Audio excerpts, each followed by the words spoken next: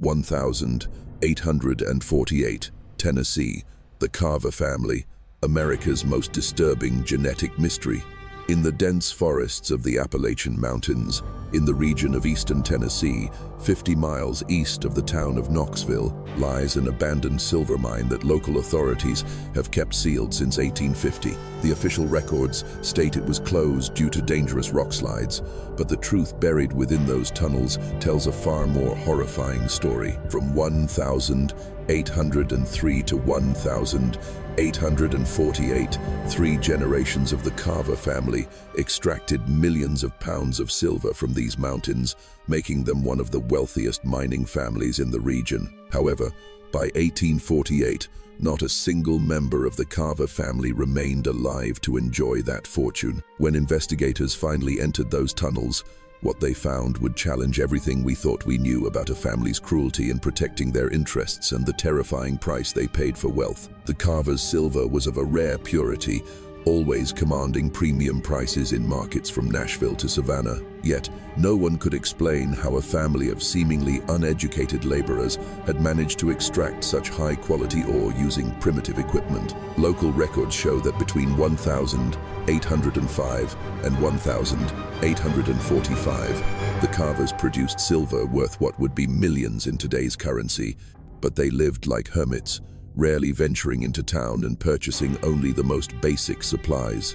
When officials finally investigated their operation in 1848, they found evidence of metallurgical techniques far ahead of their time, and something far more disturbing: the systematic documentation of human suffering spanning 3 generations. Before we continue with the story of the Carver mining empire and uncover the horrifying truth that lies buried beneath the soil of Tennessee, I want to hear from you. Hit that subscribe button if you're ready for stories that reveal the darkest chapters of American history, and let me know in the comments where you're listening from. I love connecting with fellow mystery enthusiasts from across the country. What makes the Carver case particularly chilling is that everything I'm about to tell you is documented in county records, mining surveys, and family correspondence that survived in the basement of the old Knoxville courthouse until 1921, when most of it was mysteriously destroyed in a fire that investigators could never fully explain. The few documents that survived that fire were transferred to federal custody under circumstances so secretive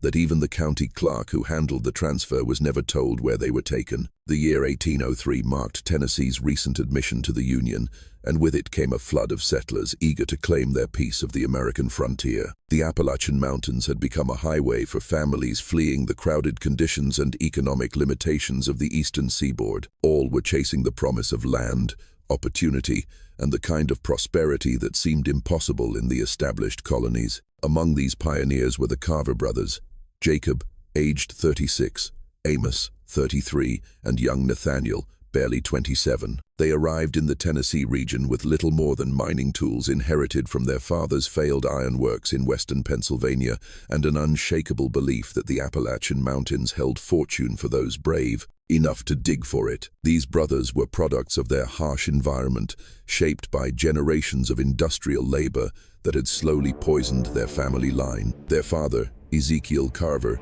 had spent his life clawing iron from Pennsylvania mountainsides, breathing metal dust until it destroyed his lungs, and claimed his life at 45. Their grandfather, Josiah, had worked the same mines before him, dying of what local physicians called black lung disease at an even younger age. Their mother, Abigail, had died giving birth to Nathaniel, her body weakened by years of exposure to the metal dust that permeated their home. This legacy of industrial death had left the brothers to raise themselves in the shadow of grinding poverty and a family history that seemed cursed by metal and stone. This background forged them into men who understood that in America, wealth was not inherited.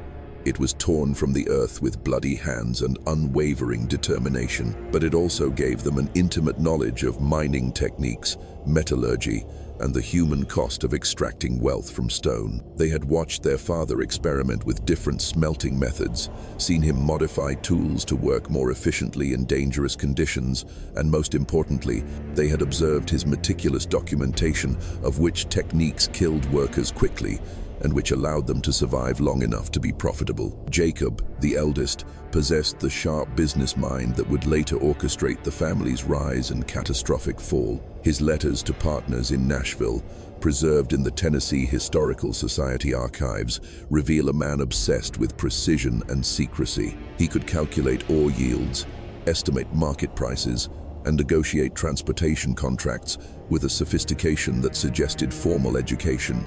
Yet no records exist of him ever attending school. His handwriting was precise and educated, his knowledge of chemistry and metallurgy extensive, and his understanding of human anatomy disturbingly detailed for a frontier miner. Amos was the muscle, broad-shouldered and tireless, capable of working 16-hour shifts in conditions that would break lesser men. But Pennsylvania mining records suggest that Amos had also worked as an overseer in operations that used both free and slave labor, developing techniques for managing workers in extremely dangerous conditions. His expertise in what he euphemistically called labor management would prove crucial when the family began expanding their operations beyond simple silver extraction. Nathaniel, despite his youth, had an almost supernatural ability to read rock formations and trace mineral veins through solid stone. This skill, passed down through generations of Carver miners, allowed him to locate ore deposits that other prospectors missed entirely. But Nathaniel also possessed something his older brothers lacked: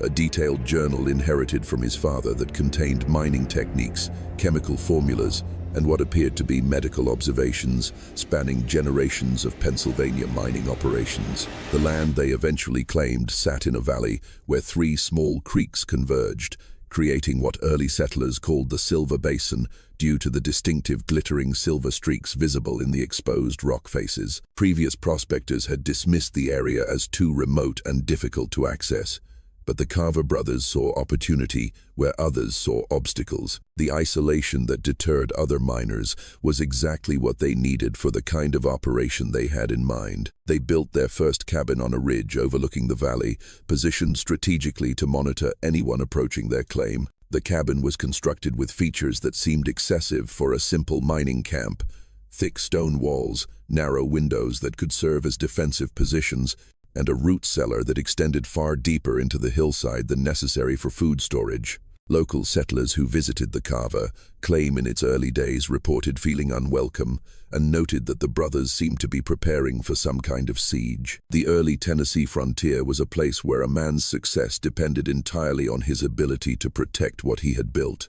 Land disputes were settled with violence, claim jumpers operated with impunity, and the nearest law enforcement might be a 3-day ride away. In this environment, the Carver brothers' natural suspicion and secretiveness served them well, perhaps too well. They established relationships with local Native American tribes, not out of friendship, but to create early warning systems against potential threats. They hired drifters and desperate men to work their claim, but these workers had a disturbing tendency to disappear after short periods of employment. By late 1803, they had sunk their first exploratory shaft and discovered what would change their lives forever: a vein of silver so pure and extensive that Jacob's initial survey suggested it could support continuous mining for generations.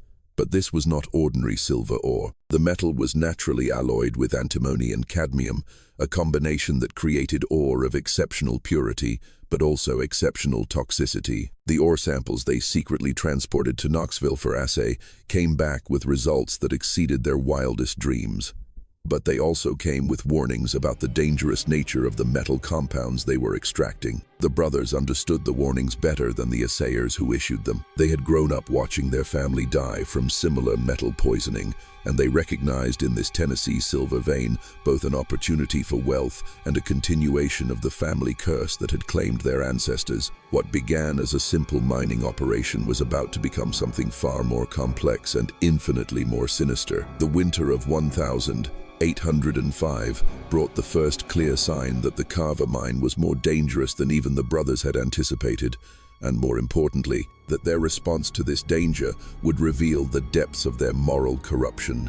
Nathaniel emerged from a particularly deep shaft in late October, complaining of sharp pains in his joints and difficulty breathing, symptoms his brothers initially attributed to the brutal physical demands of underground work. But within weeks, his skin began to take on an ashen gray hue, starting at his fingertips and spreading up his arms like some terrible stain seeping from within. Rather than seeking medical attention or reducing his exposure to the mine, Nathaniel began keeping detailed notes about his symptoms. His journal, discovered decades later, reveals that this documentation was not the desperate record-keeping of a sick man trying to understand his condition, but the systematic observation of a test subject, recording data for future reference. The entries are clinical, detached, and disturbingly precise. Day 15. Gray discoloration has reached the wrist. Tremors in dominant hand interfere with ability to grip tools approximately 2 hours after emerging from shaft. Breathing difficulty most pronounced at night. Appetite diminished. Note: symptoms consistent with father's condition in final months, but progressing more rapidly due to higher concentrations of metallic compounds in Tennessee ore. What makes these entries particularly disturbing is not just their clinical tone, but the fact that they include detailed observations about how his condition was affecting his work productivity, suggesting that even as he was dying, Nathaniel was treating himself as a resource to be optimized rather than a human being to be saved. Dr. Elias Thornton, one of the few educated physicians serving the Tennessee frontier, made the 2-day journey to examine Nathaniel in January 1806. His private journal, discovered in 1948 during the renovation of an old Nashville hospital, contains the first documented account of what was happening to the Carver family. The youngest brother presents with symptoms I have observed only in those who work closely with certain heavy metals. His skin bears a distinctive ashen gray discoloration that appears to originate from his hands and spreads inward. More concerning are the tremors in his extremities and the apparent confusion that seems to cloud his judgment. When I inquired about their mining practices, the brothers became evasive and hostile. The eldest, Jacob, demonstrated knowledge of metallurgy and human anatomy that exceeded my own, asking detailed questions about the progression of metal poisoning that suggested he had observed such cases extensively. I suspect they are extracting something far more dangerous than simple silver, and more troubling still. I believe they understand the risks better than they admit. Dr. Thornton's examination revealed something that would haunt him for the rest of his life. Nathaniel's condition was not random or accidental. It showed clear signs of systematic exposure to toxic compounds over an extended period. The pattern of poisoning suggested that someone with considerable knowledge of metallurgy and medicine had been carefully controlling his exposure to maximize the effects while keeping him alive long enough to document the progression. But Dr. Thornton's warnings and offers of treatment were not just ignored. They were met with what he described as aggressive hostility from all three brothers. Jacob, in particular, seemed more interested in questioning the doctor about the medical details of metal poisoning than in seeking treatment for his dying brother. The conversation, as recorded in Thornton's journal, revealed a disturbing truth about the family's priorities. When I offered to take the young man to Nashville for treatment, the eldest brother became agitated and demanded to know what such treatment would entail. His questions were extraordinarily detailed. He wanted to know how long recovery would take, what medicines would be used, and most disturbingly, whether the effects of metal poisoning could be reversed or were permanent. When I suggested that permanent damage was likely given the advanced state of the condition, he seemed pleased rather than distressed.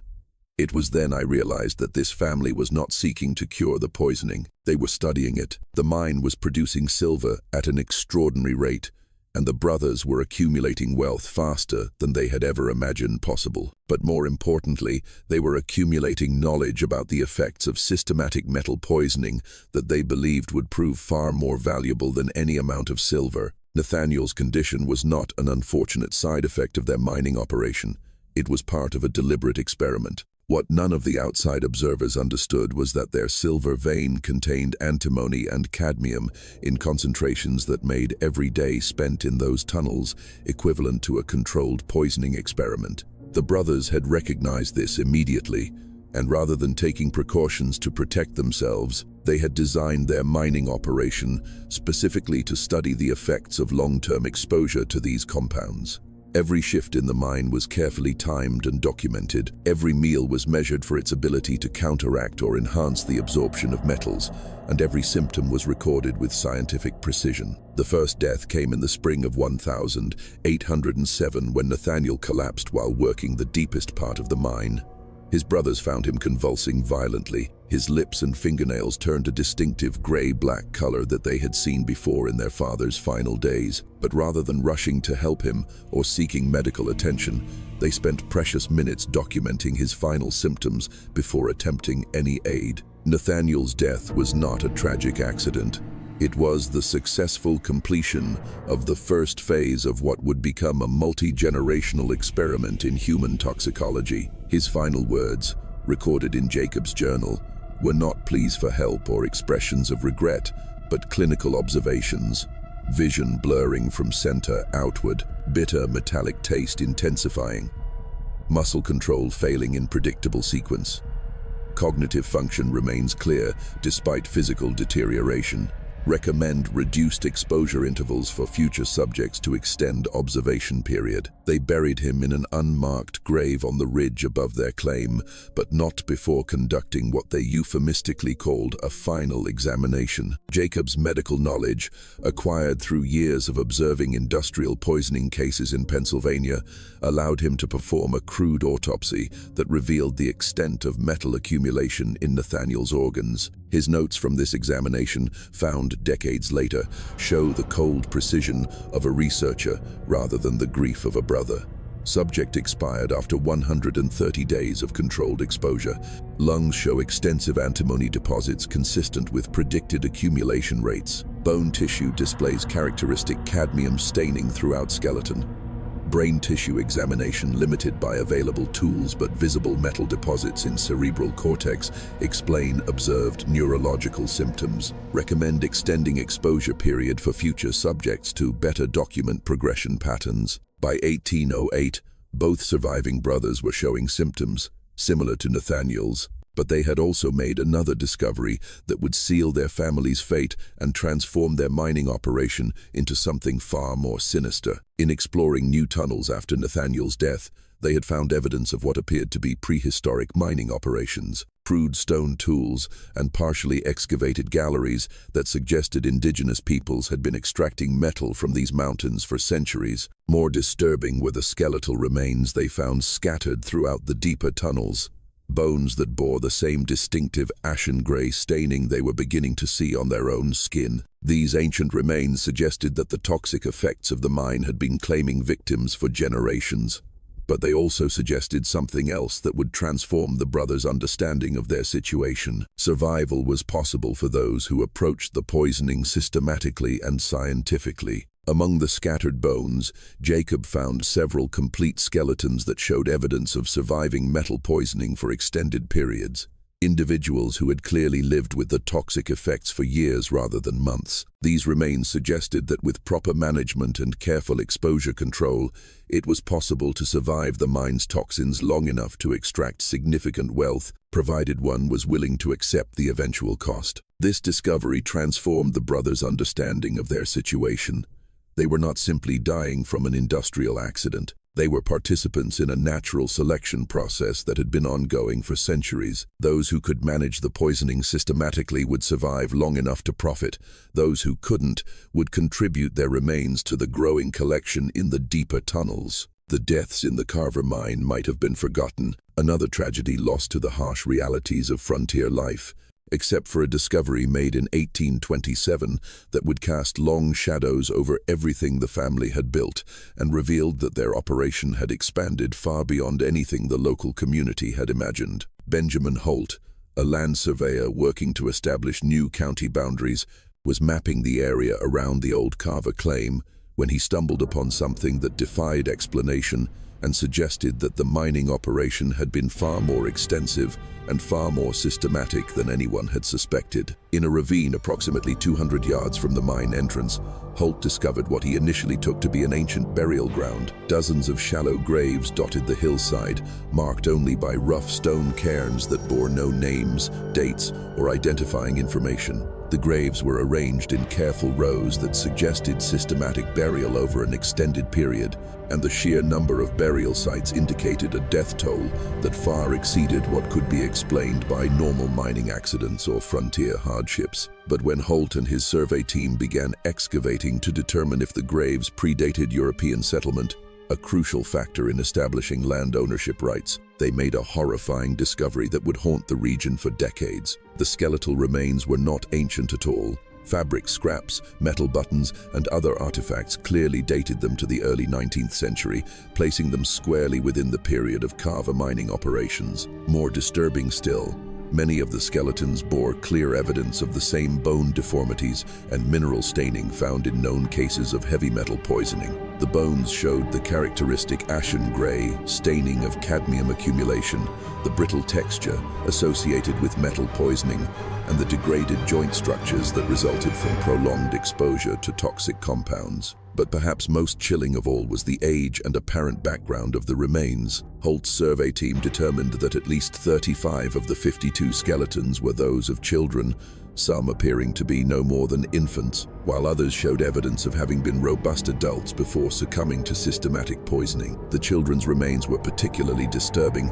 because they showed evidence of having lived with metal poisoning for extended periods before death. Their bones displayed the gradual deformation patterns associated with chronic exposure rather than the acute damage seen in accidental poisoning cases. This suggested that these children had been deliberately exposed to toxic conditions over months or years, their progress carefully monitored until the poisoning finally claimed their lives. Holt's official report, filed with the Tennessee territorial government, was deliberately vague about the details of his discovery. His private correspondence with his brother in Georgia, however, preserved in the Georgia Historical Society archives, tells a different story. We have uncovered something truly dreadful in the mountains east of Knoxville. The Carver family, who we believed had simply abandoned their mining claim and departed for parts unknown, appears to have left behind evidence of systematic murder spanning decades. The number of infant and child remains suggests either an epidemic of unprecedented proportions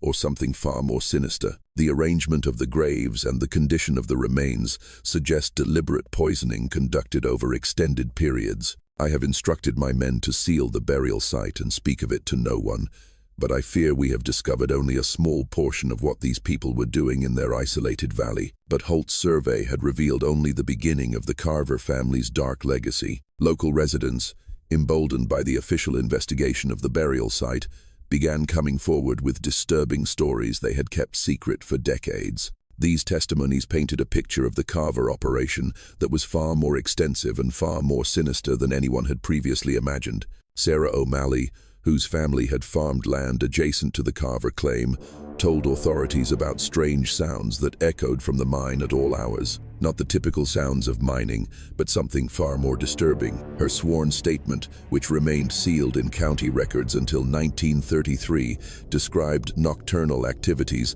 that suggested the mine was being used for purposes far beyond silver extraction. We'd hear them crying, Mrs. O'Malley testified, not crying like adults cry when they're hurt or angry, but the sound children make when they're in terrible pain and there's no one to help them. It would go on for hours, echoing up from deep in the earth like voices from hell itself. My husband, Finn, went to investigate once in 1811, but old Jacob met him at the mine entrance with a rifle and told him the sounds were just the wind whistling through the tunnels.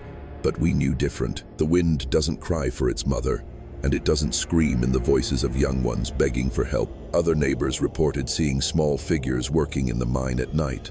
Children who appeared to be laboring alongside the adult Carver men under conditions that no child should endure. When approached by curious locals, these children would disappear into the tunnel so quickly that witnesses began to question what they had actually seen. But multiple independent testimonies described the same phenomenon: children working in the mine after dark, children who appeared malnourished and sickly, children who seemed terrified of any contact with the outside world. Silas Monroe, who operated a general store in the nearest settlement, reported that the Carvers occasionally purchased supplies that seemed inappropriate for a mining operation: chains, locks, medical instruments, and large quantities of what appeared to be restraint devices. When questioned about these purchases, Jacob would claim they were needed for equipment maintenance or worker safety, but Monroe noted that the Carvers never brought workers into town and seemed to go to great lengths to keep their labor force hidden from outside observation. Even more disturbing were reports from traveling merchants who occasionally did business with the Carvers. These merchants described seeing children and young adults working the mine who bore obvious signs of metal poisoning. The characteristic ashen gray skin discoloration, tremors, and physical deformities associated with chronic exposure to toxic metals.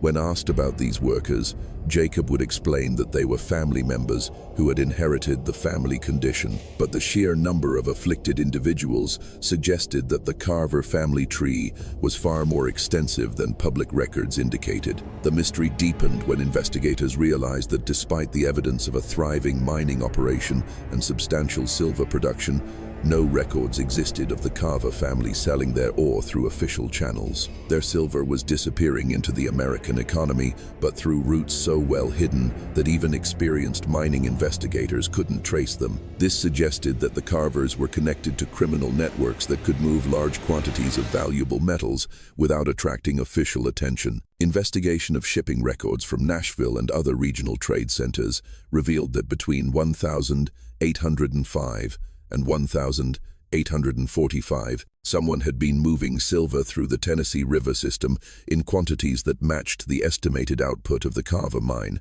But the silver was being sold under various false names and through intermediaries who seemed to have no connection to the Carver family. The sophistication of this smuggling operation suggested that the Carvers were far more than simple miners. They were part of an organized criminal enterprise with connections throughout the regional economy. By 1830, local folklore had transformed the abandoned Carver claim into something approaching legend. Children were warned never to play near the sealed mine entrance, and travelers reported hearing sounds from deep underground, not just the rhythmic clanging of metal on stone, but voices calling for help in the darkness. These reports were dismissed as local superstition, but the consistency of the testimonies suggested that something was indeed still active in the depths of the abandoned mine. More disturbing were reports of strange smells emanating from the sealed mine entrances. The sickly, sweet odor of decay mixed with the metallic tang of silver and other minerals. Local residents who lived downwind from the mine reported that during certain weather conditions, the smell would become so overwhelming that they were forced to seal their windows and remain indoors. Chemical analysis of air samples conducted much later would reveal that these odors were consistent with the decomposition of human remains in an environment with high concentrations of metallic compounds. The breakthrough that would eventually unravel the full scope of the Carver family's secrets came from an unexpected source, and it would reveal that their operation had been far more sophisticated and far more extensive than even the most disturbing local rumors had suggested. In 1839, the construction of a railroad line through the area brought professional engineers into the remote regions of eastern Tennessee for the first time. Armed with surveying equipment and geological knowledge that far exceeded anything available to earlier investigators,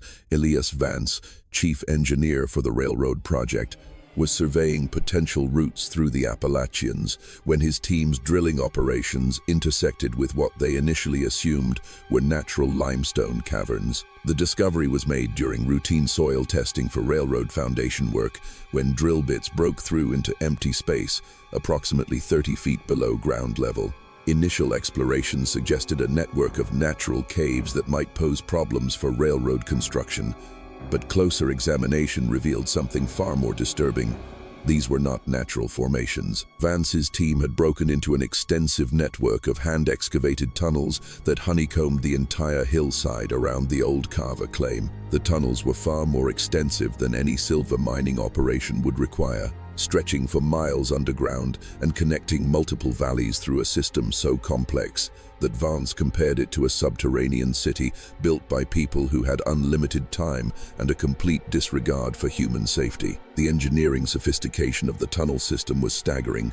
The Carvers had somehow acquired knowledge of underground construction techniques that rivaled the best engineering practices of their era. The tunnels included proper ventilation systems, drainage channels to prevent flooding, and structural supports that had kept the passages stable for decades. This level of engineering expertise was completely inconsistent with the family's background as seemingly uneducated laborers, suggesting they had either received training from unknown sources or had access to technical knowledge that was closely guarded among professional engineers. More disturbing than the scope of the tunnel system was what Vance's team found within it. Their preliminary survey revealed dozens of side chambers that had clearly been used as living spaces, crude sleeping areas carved into the stone walls, primitive cooking fires, and evidence of long-term human habitation. But the occupants of these underground chambers had not been living there by choice. Iron rings had been driven into the rock walls at regular intervals, and the stone around these rings was stained with what appeared to be rust, but which closer examination revealed to be dried blood. Chains and shackles littered the floors of several chambers, along with what Vance's team hesitantly described as restraint devices of unknown purpose in their official report. The restraint devices were particularly disturbing because they appeared to be custom-made for individuals of different sizes, suggesting that the Carvers had been holding captives ranging from small children to large adults. The living chambers were arranged in a systematic pattern that suggested careful organization of the underground population. Chambers near the mine entrances appeared to house individuals who were capable of heavy labor, while chambers deeper in the tunnel system contained evidence of individuals who were sick, injured, or otherwise incapacitated. This arrangement suggested that the Carvers had been systematically sorting their captives based on their usefulness for different types of work and their stage of metal poisoning. In the deepest accessible part of the tunnel system, Vance's engineers made a discovery that would provide the first clear evidence of what had really been happening in the Carver mine for over 30 years. They found the family's records hundreds of pages of meticulously kept documentation that revealed the true scope of their operation and the systematic nature of their crimes. The documents were written primarily in Jacob Carver's distinctive handwriting, but later entries were in different hands, suggesting that multiple generations had contributed to the records. Handwriting analysis revealed that at least 4 different individuals had maintained the records over the decades, indicating that the operation had continued long after Jacob's death and had involved family members whose existence had never been documented in official records. What emerged from these yellowed pages was a systematic account of human experimentation that represented one of the most extensive cases of organized cruelty in early American history. The records contained detailed medical observations, systematic documentation of the effects of various toxic compounds on human subjects, and most disturbingly, careful calculations of the economic value of human life under different working conditions. Beginning in 1805, just 2 years after their arrival in Tennessee, Jacob had begun deliberately exposing family members to the toxic metals in the mine. His initial justification, recorded in the earliest entries, was coldly practical. If we are to profit from this mine while managing the inevitable poisoning, we must understand its effects and learn to optimize the balance between productivity and survival. But the records show that what began as practical medical observation quickly evolved into something far more sinister and far more systematic. Jacob had realized that the metal poisoning affected different individuals in predictable ways, and he became obsessed with documenting these effects to maximize the productive lifespan of workers exposed to the toxic environment. The family had not been dying from accidental metal poisoning. They had been systematically poisoning themselves and others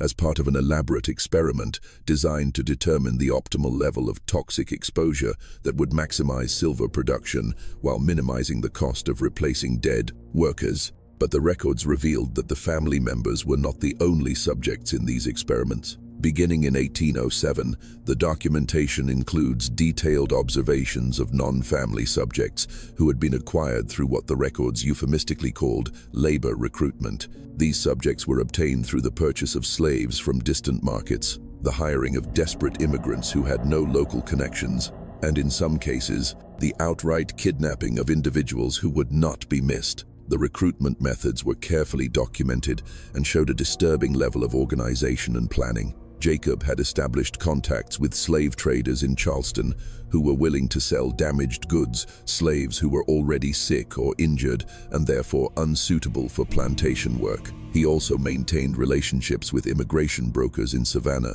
who could provide recently arrived immigrants who had no established connections in America. Most disturbing of all, the records show that the Carvers were paying bounties to kidnappers who could provide healthy children and young adults from isolated frontier communities. The railroad engineers' discovery of the Carver records created a problem that state authorities were ill-equipped to handle. And as officials delved deeper into the documentation, they realized that the scope of the crimes was far beyond anything they had previously imagined. The documents they had found contained evidence of systematic human experimentation spanning multiple decades, involving hundreds of victims and displaying a level of organizational sophistication that challenged everything they thought they knew about frontier criminal activity. But verification came from an unexpected source that would transform the investigation from a historical curiosity into an active criminal case with implications that reached into the highest levels of Tennessee society. Dr. Alistair Finch,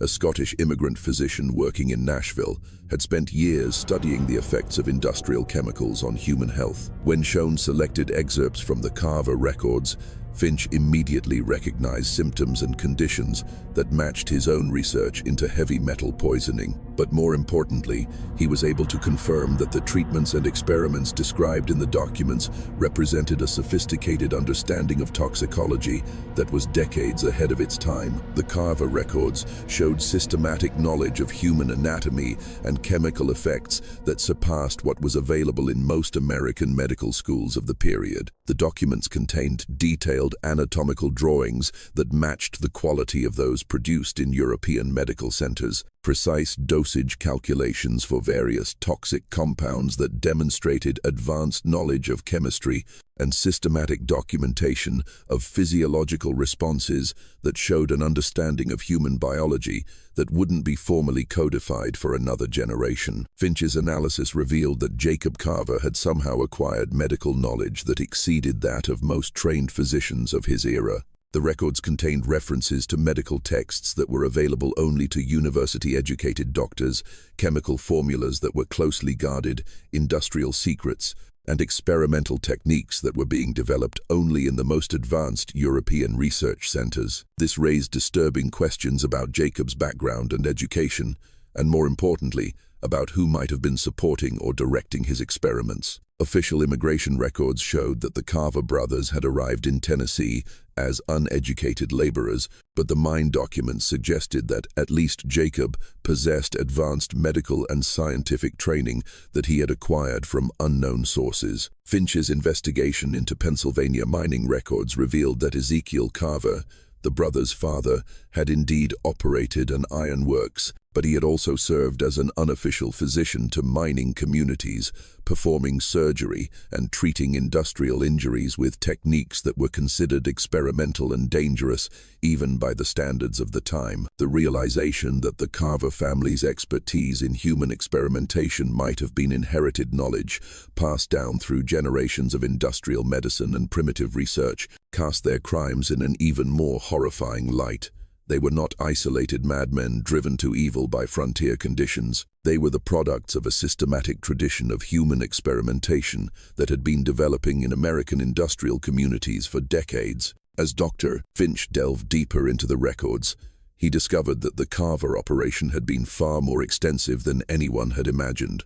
The family had not been working alone. They had established a network of contacts throughout Tennessee and neighboring states, trading silver and other metals for human subjects that they brought back to their underground laboratories. The records contained correspondence with individuals, identified only by initials or code names, suggesting a level of operational security that indicated professional criminal organization.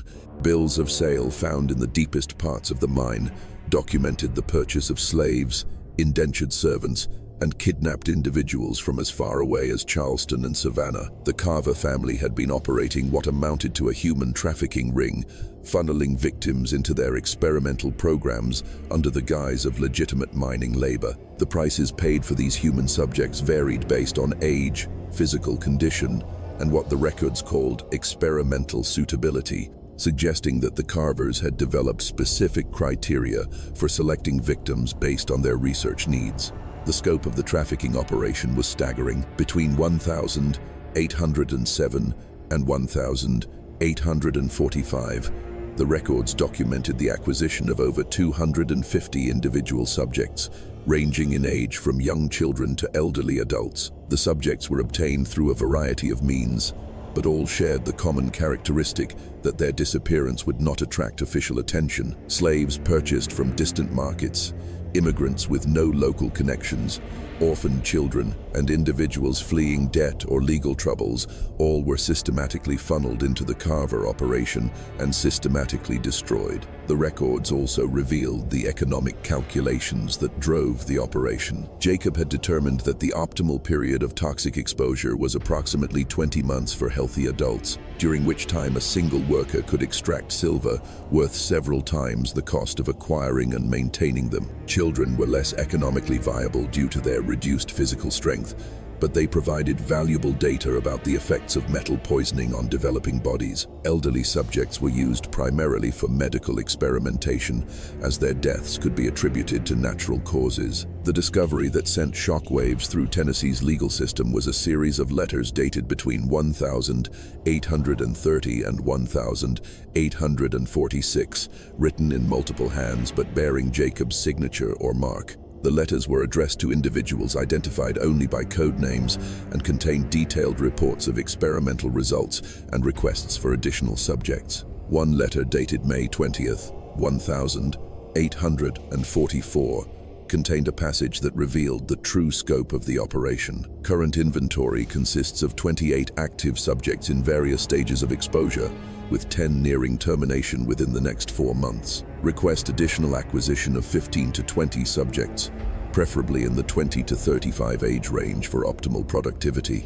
Recent experiments with controlled exposure protocols have extended average productive lifespan to 24 months, representing significant improvement over previous methods. Recommend coordination with Charleston and Savannah contacts to ensure steady supply for expanded operations. The implications were staggering. Not only had the Carver family been conducting human experiments for decades, but they appeared to be part of a larger network of individuals involved in systematic human trafficking and experimentation. The correspondence suggested that similar operations may have been active in industrial regions throughout the early American Republic, all connected through networks that operated with the efficiency of legitimate businesses. The letters also revealed that the Carver experiments had been more successful than anyone had imagined. The family had developed techniques for managing metal poisoning that allowed them to keep workers alive and productive for far longer than should have been possible. They had learned to control exposure levels, manage symptoms with primitive medical treatments,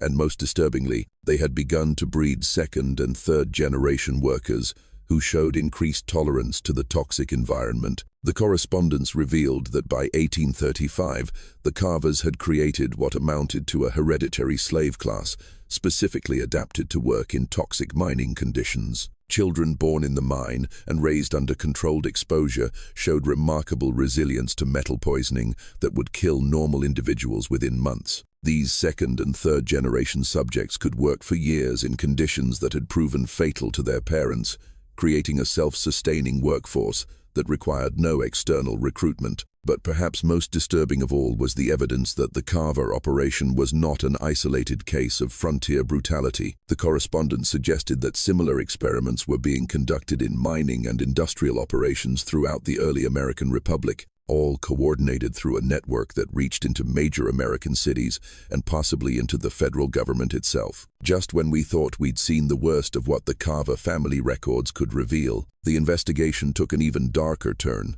that would challenge everything investigators thought they knew about the scope and purpose of the experiments. If this story is giving you chills, share it with a friend who loves dark mysteries.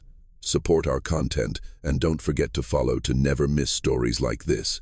Let's discover together what happens next, because what investigators found in the deepest chambers of the Carver mine would reveal the ultimate fate of the hundreds of people who had disappeared into those tunnels over the decades. The final revelation came when railroad engineers, guided by the detailed maps found in the Carver records, located what the documents referred to as the termination chambers, a section of the tunnel system that had been sealed off from the main mining operations and was accessible only through a narrow passage that required crawling through solid rock for nearly 100 yards. The passage was so narrow and treacherous that it had obviously been designed to prevent escape, but it also served to hide what lay beyond from anyone who might accidentally discover the main tunnel system. What they found in those chambers defied comprehension and revealed the ultimate fate of the hundreds of people who had disappeared into the Carver operation over the decades. The termination chambers were not crude underground prisons, but carefully designed facilities that represented decades of planning and construction, built with engineering expertise that suggested professional architectural knowledge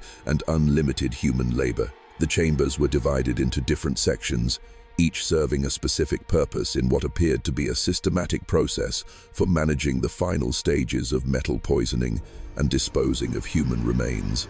The first chamber contained crude medical facilities where the Carvers had attempted to treat advanced cases of metal poisoning, not to save lives, but to extend the period of useful labor and gather additional medical data before death became inevitable. The medical equipment found in these chambers was primitive but effective, including surgical instruments, restraint devices, and what appeared to be early forms of chemical analysis equipment. The walls were covered with detailed charts documenting the progression of metal poisoning symptoms, optimal dosages for extending life, and systematic observations of the dying process. The clinical precision of these records was perhaps more disturbing than the cruelty they documented. Beyond the medical chambers lay what could only be described as systematic disposal facilities. The Carvers had created an efficient process for handling the bodies of expired subjects, including primitive but effective cremation facilities, bone grinding equipment, and storage areas for human remains that had been reduced to ash and bone meal. The scale of these facilities suggested that they had been processing dozens of bodies per year for decades, but the most horrifying discovery was not the evidence of systematic murder, but the evidence of what the Carvers had done with the remains. Chemical analysis of soil samples from the disposal chambers revealed that human ash and bone meal had been systematically mixed with fertilizer and used to improve crop yields on farms throughout the region. The Carvers had not simply been disposing of their victims, they had been selling their processed remains as agricultural supplements to unsuspecting farmers. The scope of this secondary business was staggering. Records found in the disposal chambers showed that between 1,810 and 1,846, the Carvers had processed over 300 individual bodies and sold the resulting bone meal fertilizer to farms throughout Tennessee and neighboring states. The fertilizer business had been nearly as profitable as the silver mining, creating a secondary revenue stream that helped fund the expansion of their experimental operations. Dr. Finch's analysis of preserved bone samples revealed the full horror of what had been happening in the Carver mine. The victims had not died quickly from acute metal poisoning, but had been systematically poisoned over periods of months or years. Their deaths were carefully managed to maximize both their productive labor and the medical data that could be gathered from their suffering. The medical records showed that the Carvers had developed increasingly sophisticated techniques for managing chronic metal poisoning, learning to balance toxic exposure levels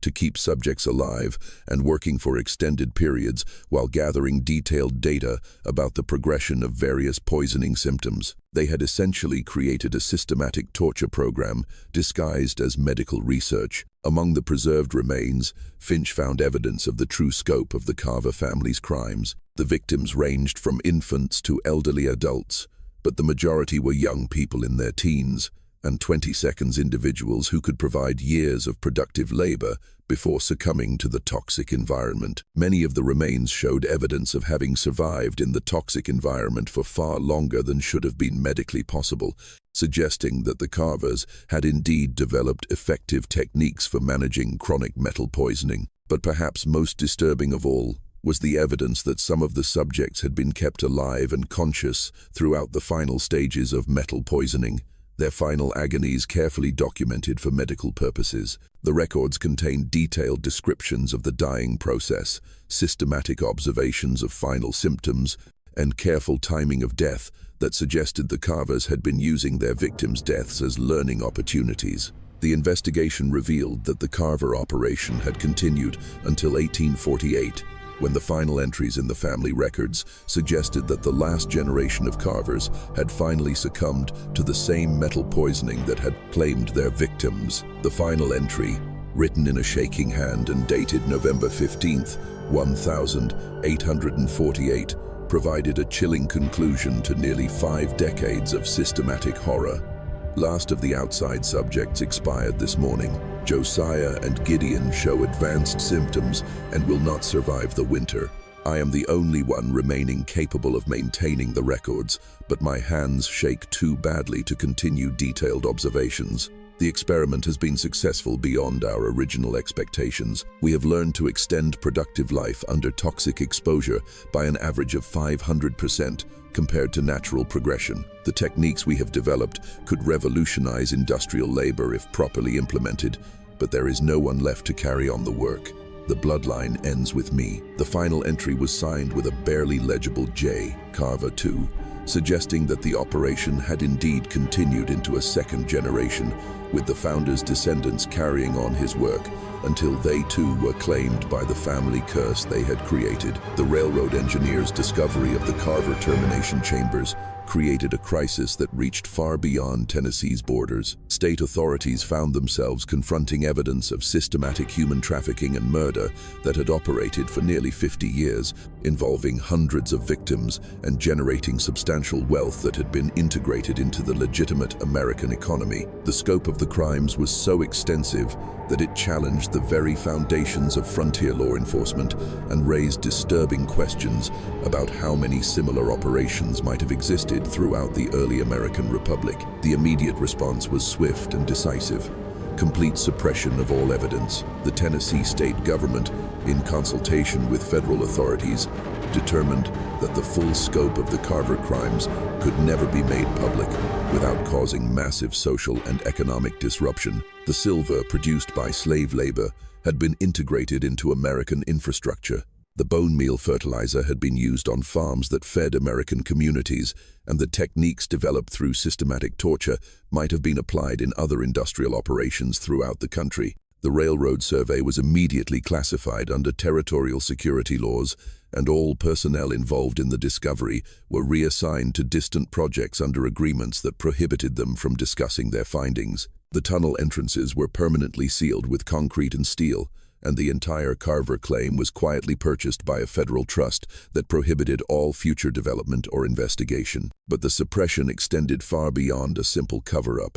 Federal investigators, working in secret, began identifying and tracking the network of contacts revealed in the Carver correspondence. The investigation revealed connections to similar operations in Pennsylvania, Virginia, Kentucky, and as far away as the emerging mining regions of the West. The Carver mine had not been an isolated case of frontier brutality. It had been part of a systematic network of human experimentation that may have been coordinated at the national level as part of America's rapid industrial expansion. The implications for American industry and government were staggering. The techniques developed through systematic human torture had apparently been applied in legitimate industrial operations, improving productivity and reducing costs in ways that helped fuel America's economic growth. The wealth generated through human trafficking and systematic murder had been invested in legitimate businesses, banks, and government bonds, making it impossible to separate the criminal proceeds from the foundation of American capitalism. Dr.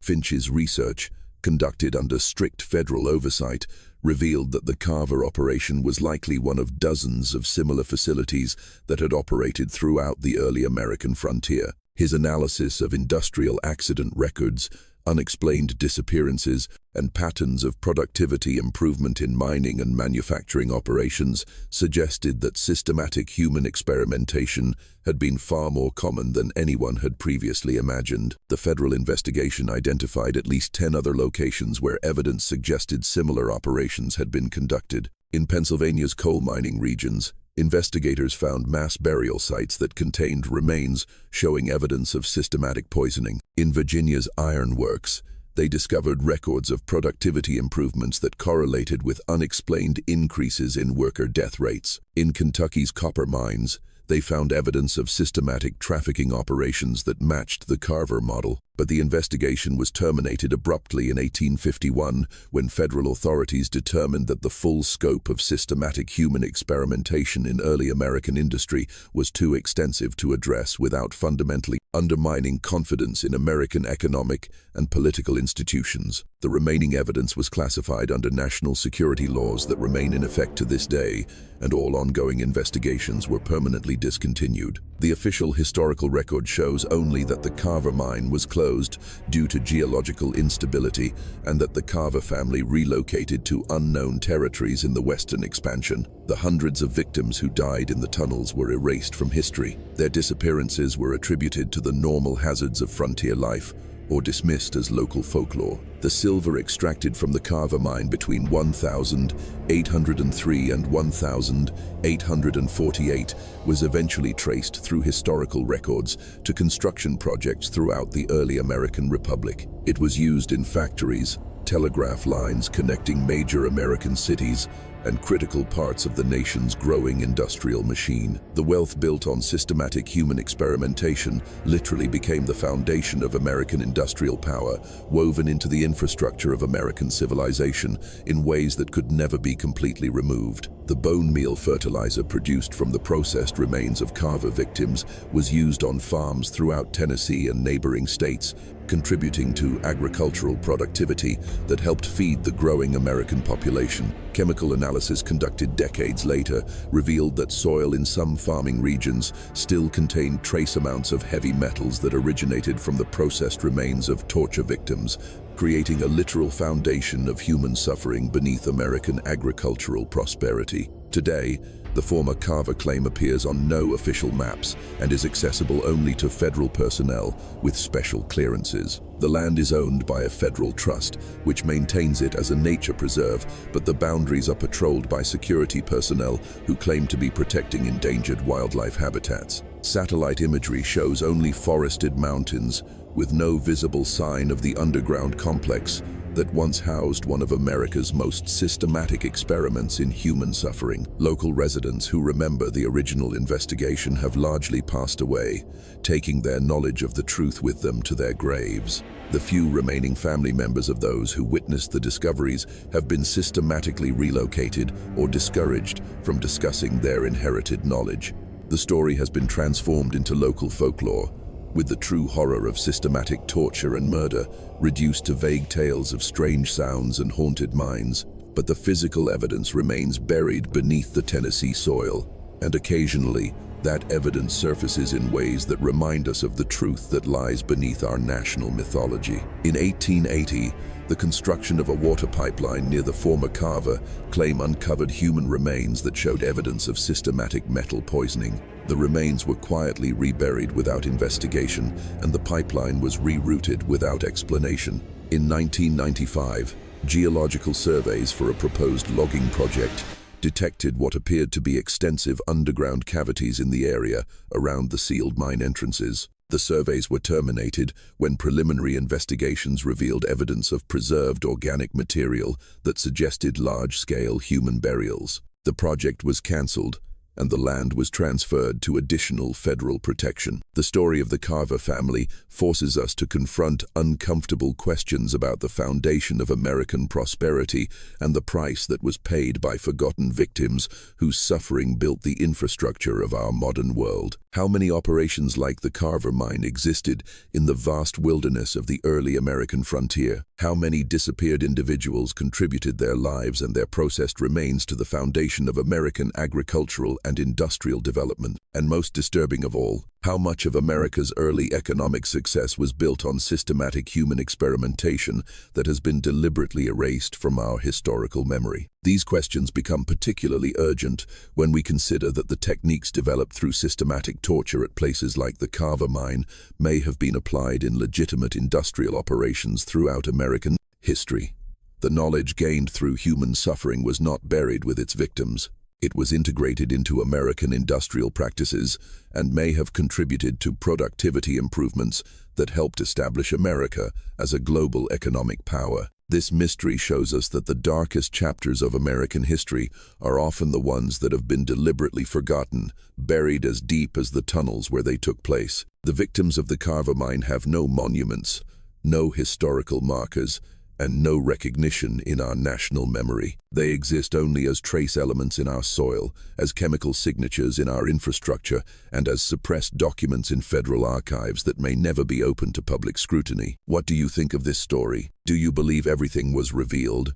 Or could there be more secrets still hidden in the mountains of Tennessee and other regions where early American industrial development came at such a terrible human cost? Leave your comment below and let me know what you think really happened to the hundreds of people who disappeared into operations like the Carver silver mine. If you enjoyed this tale and want more horror stories that reveal America's hidden past, subscribe, hit the notification bell, and share with someone who loves mysteries that challenge everything we think we know about our history. See you in the next story.